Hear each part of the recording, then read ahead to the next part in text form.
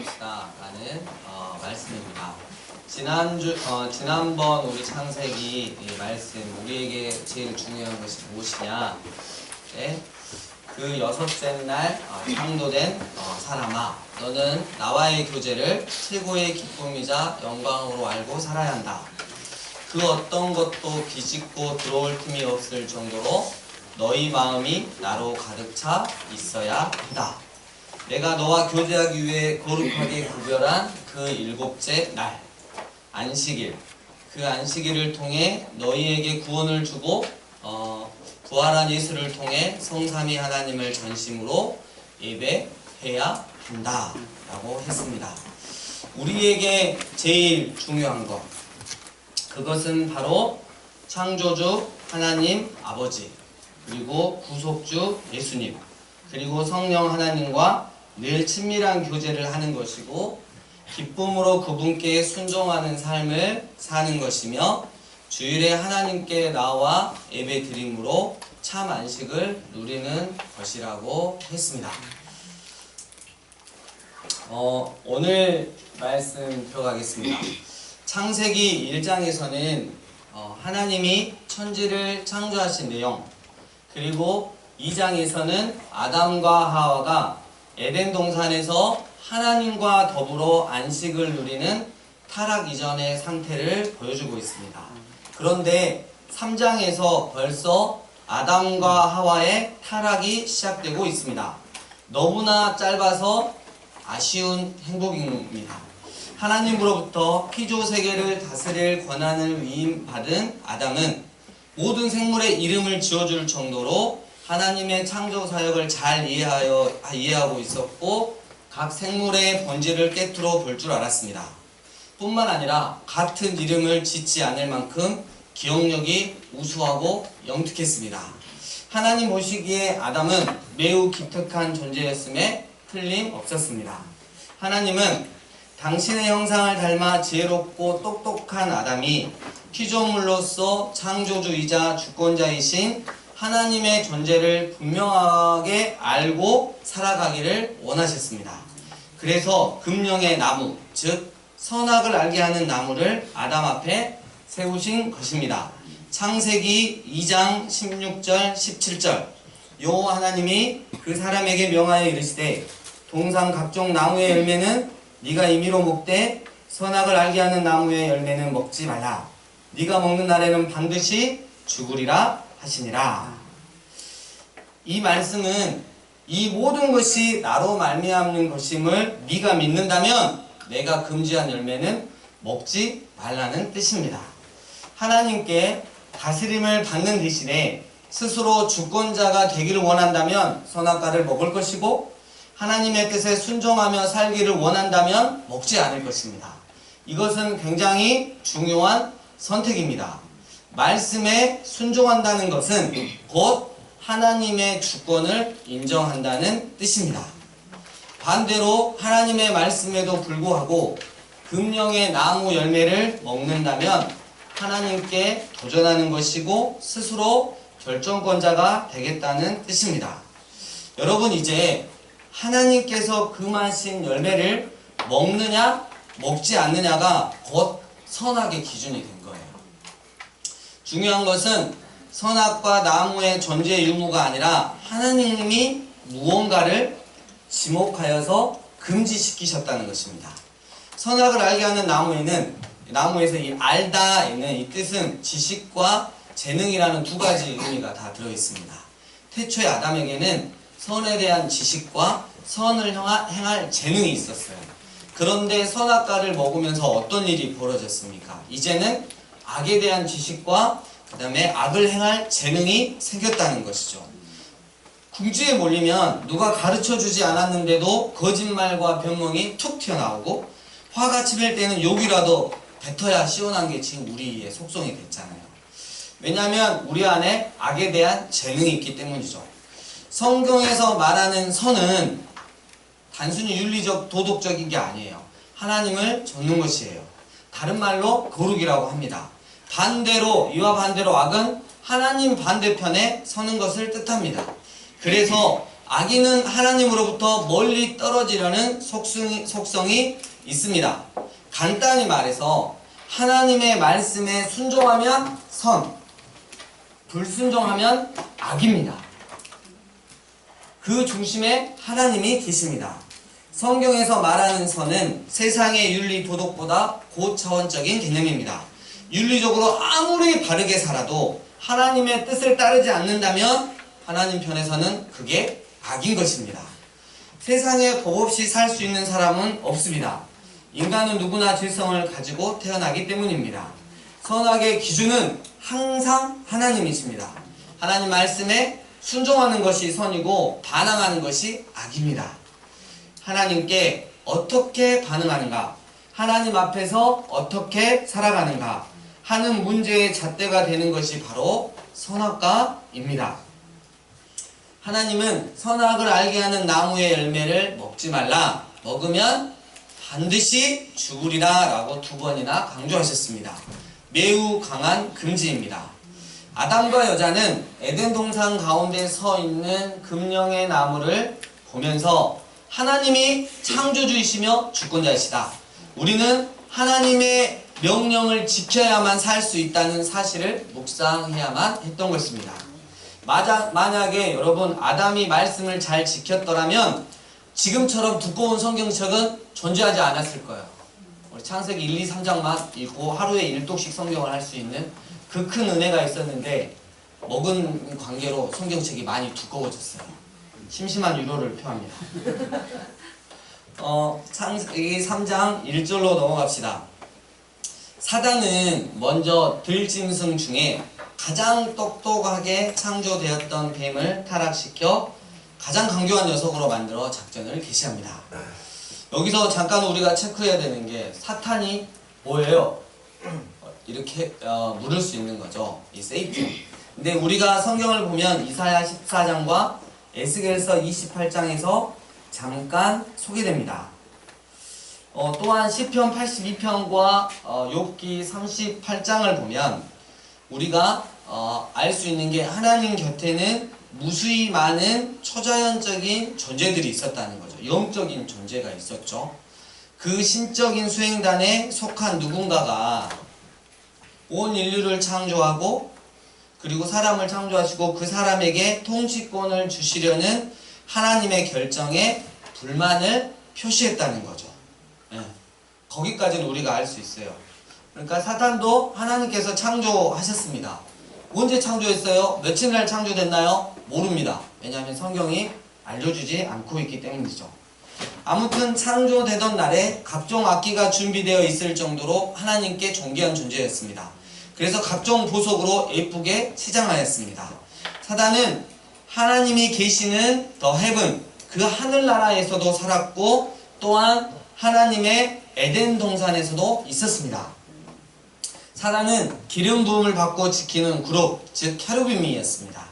하나님의 보좌를 호위하고 하나님의 영광을 찬양하는 임무를 수행하였습니다. 창조된 날부터 사단의 행위는 온전했다고 성경은 기록하고 있습니다. 그러나 어느 순간 다른 마음을 품었습니다. 하늘에 올라 하나님의 묵별 위에 내 자리를 높이리라. 사단은 여기에 만족하지 못하고 가장 높은 구름에 올라가 지극히 높으신 하나님과 같아지리라 라고 말합니다. 자신을 만드신 하나님과 한번 겨루어 보겠다는 것이죠. 그리하여 마치 인간이 하나님의 말씀에 불순종하여 죄짓고 타락하여 에덴 동산에서 쫓겨날 것처럼 사단도 하나님 나라에서 쫓겨나게 됩니다. 그 후에 분을 내어 하나님을 어떻게든 대적하려고 하나님과 영원한 사랑의 교제를 하기 위해 창조되었던 하나님의 형상을 닮은 인간을 뱀을 통해 공격하기 시작한 것입니다. 창세기 3장의 이야기를 대할 때 우리와 달리 이스라엘, 유대인이라면 이 일화가 여호와의 천상회의 안에서 불만을 품은 어떤 신적 존재가 인간 드라마에 개입한 내용임을 금세 알아차릴 수 있었을 것입니다. 사단은 인간을 파괴하기 위하여 무엇을 어떻게 해야 하는지 너무나 잘 알고 있었습니다. 얼마나 강교한지 하나님이 공들여 세우신 에덴 동산과 아담과 하와를 단 한마디의 질문으로 파괴해 버립니다. 사단은 하와에게 이런 질문을 던집니다. 하나님이 참으로 너더러 동산 모든 나무의 실과를 먹지 말라 하시더냐. 여러분, 우리가 이거 읽을 때 여러분, 어떻게 뱀이 말을 하지? 이렇게 깜짝 놀래 보신 적 있으세요? 여러분은 대단하세요. 네. 깜짝 놀래야죠. 근데 하와는 놀라지 않았어요. 여러분, 산에 갔는데 큰 구렁이를 만났는데 구렁이가 에이 이창민? 뭐 이런 식으로 말을 하면 안녕? 뭐 이렇게 할 수는 없잖아요. 깜짝 놀래야 되는데 하와는 그러지 않았어요. 그러니까 하와는 자신의 대화 상대가 그냥 동물이 아니라 그 안에 있는 신적 존재임을 분명히 인지했다는 거죠.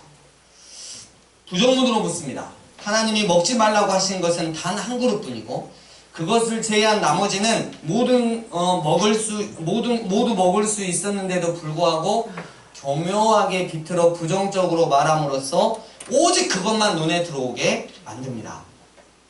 하나님이 뭔가 주시지 않는 듯한 인상을 느낌을 줍니다.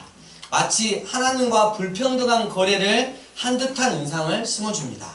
사단은 절대로 정면으로 승부를 걸어오지 않습니다. 시야를 흐리게 만들고 초점을 헷갈리게 만듭니다. 일명 영적 전투의 잽을 툭 툭 툭 작지만 연속적으로 때립니다. 그러다가 결국 결정차를 날립니다. 뱀의 물음에 여자가 대답했습니다. 하나님의 동산 나무의 열매를 우리가 먹을 수 있으나 동산 중앙에 있는 나무의 열매는 하나님의 말씀에 너희는 먹지도 말고 만지지도 말라. 너희가 죽을까 하노라 하셨는데, 하나님이 선악을 알게 하는 나무의 열매는 먹지 말라. 네가 먹는 날에는 반드시 죽으리라고 분명히 경고하셨는데도 여자는 먹지도 말고 만지지도 말라고 하셨다고 하는 말씀을 덧붙이더니 죽을까 하노라고 흐릿하게 약화시키기까지 했습니다. 뱀의 유혹에 여자의 중심이 뒤틀리기 시작했습니다. 마음이 변하면 하나님의 말씀을 변질시키기 시작합니다. 타락이 시작되었습니다. 여러분, 사단이 공격할 때 결코라는 말이 나오면 조심해야 합니다. 사단에게 틈을 보였다는 뜻이기 때문입니다. 여자의 마음이 흔들리고 말씀이 약화되자 뱀이 결정타를 날립니다. 창세기 3장 4절 5절 뱀이 여자에게 이르되 너희가 결코 죽지 아니하리라. 너희가 그것을 먹는 날에는 너희 눈이 밝아져 하나님과 같이 되어 선악을 알 줄 하나님이 아심이니라. 여기서 눈이 밝아지다 이 뜻이요, 외모가 출중해지다, 그리고 지식과 능력이 하나님과 같이 향상되다 라는 뜻을 가지고 있습니다. 뱀은 하나님과 인간을 비교해서 말한 것입니다. 여러분, 그래요. 죄는 늘 비교를 통해서 들어오는 것이죠. 비교하기 시작하면 불평이 시작됩니다. 하나님이 주신 것에 불만을 갖게 되고 원망하기 시작하는 거죠. 아담과 여자는 하나님이 주신 모든 것에도 불구하고 만족함이 없이 자기가 결정하고 자기 뜻대로 살고 싶은 욕심을 품게 되었습니다. 결국 욕심이 죄를 불러들였습니다. 여기서 우리가 생각해 보아야 하는 것이 있습니다. 사단은 왜 아담과 여자를 유혹했을까요? 그것은 바로 아담과 여자가 종이 아닌 스스로 선택할 수 있는 자유인이기 때문입니다. 종은 명령의 대상이지 유혹의 대상이 아닙니다. 여기서 자유란 제 마음대로 제멋대로 사는 방종과 방탕을 가리키는 것이 아닙니다. 이 자유라고 하는 건 죄를 거부할 수 있는 권리를 뜻합니다. 우리에게 참 자유가 뭐냐? 죄를 거부할 수 있는 권리. 이게 참 자유라는 거죠. 죄에 대한 거부권 행사에 따라 사단의 유혹은 성공하기도 하고 실패하기도 합니다. 자신의 자유의지를 제대로 사용하지 않는 아담과 여자는 결국 뱀에게 사기를 당하고 말았습니다. 뱀은 선악과를 먹으면 선과 악을 다 알게 될 것이라고 유혹했지만 실상 선을 아는 능력은 사라지고 오로지 악을 좇고 악을 아는 능력만 더해졌을 뿐입니다. 엄청난 착각이었던 것이죠. 타락하기 전에는 선을 알고 선을 행할 수 있는 능력이 있었는데 이후에는 선을 행하기는커녕 아는 것조차 어려워졌습니다. 마음이 변하니까 모든 것이 달라졌습니다. 여자의 눈에 선악과가 너무나도 탐스럽게 보이기 시작한 것입니다. 창세기 3장 6절 여자가 그 나무를 본즉 먹음직도 하고 보암직도 하고 지혜롭게 할 만큼 탐스럽기도 한 나무인지라. 여자가 그 열매를 따먹고 자기와 함께 있는 남편에게도 주매 그도 먹은지라. 여자의 보암직도 하고 탐스럽게 보였다는 생각은 하나님이 엿새 동안 6일 동안 창조 때마다 보시기에 좋았더라고 말씀하신 것과 비교됩니다. 하나님이 보시기에 좋은 것은 아름다움이지만 사람 눈에 좋은 것은 타락입니다. 이것이 다른 점입니다. 하나님 보시기에 좋은 것을 좇지 않고 자기 보기에 좋은 것을 따라가는 것이 죄입니다. 아담과 하와는 죄가 없으나 죄 지을 가능성을 타고난 상태였습니다. 자연이기 때문이죠. 선악과라는 행위 언약을 통해 죄를 다스리는지 아니면 죄에 굴복하는지를 테스트 받은 것이죠. 그런데 여자의 보는 눈이 달라졌습니다. 이미 나무가 달라 보였어요. 결국 선악과를 먹음으로써 선을 행하는 능력을 잃고 악에 대한 엄청난 재능이 생겨났습니다. 자라나는 아이들을 보십시오. 가르쳐주지 않아도 악의 재능은 타고났어요. 선악과를 먹기 전에는 선에 대한 지식과 선을 행하는 능력이 있었는데 타락 이후에는 하나님께 대적하는 재능을 가지고 태어나게 된 것입니다. 어떻게 이런 일이 가능하답니까? 여러분, 우리가 이렇게 설명할 수 있어요. 그 수년 전에 일본에서 원전이 폭발했어요. 그 바람에 어떤 사람이 방사능에 오염됐는데 결혼해서 아기를 낳으니까 정말 말도 안 되는 모두 기형아를 출산을 했죠. 방사능에 오염됐기 때문에 그전과는 다른 세대가 기형아가 태어난 거예요. 이처럼 아담과 하와가 죄에 오염되니 동생을 때려 쳐 죽이는 살인자 가인이 태어났고 세대를 거듭할수록 점점 더 무서운 놈들이 태어나게 되었던 것입니다. 아담과 하와가 선악과를 먹음으로써 죄에 빠졌고 그로 인해 아담과 하와 이후에 태어난 모든 사람들이 영향을 받아 부패한 것을 가리켜 우리는 원죄라고 합니다. 또 타락 이후에는 모든 자녀에게 부패한 원죄가 고스란히 유전되어 오고 있는 것입니다. 원죄를 갖고 태어나면서부터 인간에게는 다른 건 몰라도 죄를 짓는 실력이 생겨났습니다. 가르쳐주지 않아도 일치월장, 승승장구, 아주 그냥 끝도 없이 실력이 증가됩니다. 그 재능으로 저지르는 것이 바로 자범죄라고 합니다. 죄가 싹트고 발전하더니 계속해서 증가합니다. 죄의 열매를 주렁주렁 맺습니다. 죄가 한계의 끝에 다다라서 더 이상 돌이킬 가능이 없어질 바로 그때 하나님의 심판은 임할 것입니다. 말씀을 정리합니다. 하나님이 말씀하십니다. 하나님의 형상을 닮아 지혜롭고 똑똑한 아담아, 넌 피조물로서 창조주이자 주권자이신 하나님의 존재를 분명히 알고 살아가야 한다. 알겠지? 이를 위해 나는 에덴 동산 중앙에 선악을 알게 하는 나무를 둘 것이야. 네가 하나님의 뜻에 순종하며 살기를 원한다면 그 어떤 유혹에도 그 열매를 먹지 말 것이고 하나님께 다스림을 받는 게 싫고 네가 하나님과 같이 되어 네 마음대로 살고 싶다면 그 열매를 따먹어라. 그러나 이것 하나는 확실히 알아라. 네가 선악을 알게 하는 나무의 열매를 먹는 날에는 반드시 죽을 것이다.